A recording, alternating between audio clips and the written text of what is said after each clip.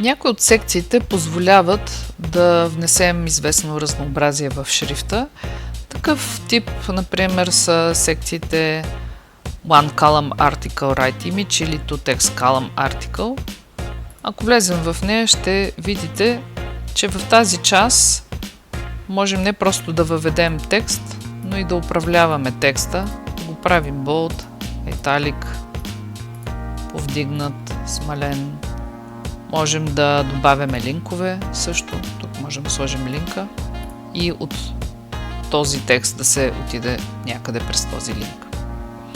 В същото време имаме секции, както е тази Cards, чието елементи, когато въвеждаме текст, нямаме опция за никакво разнообразие в него.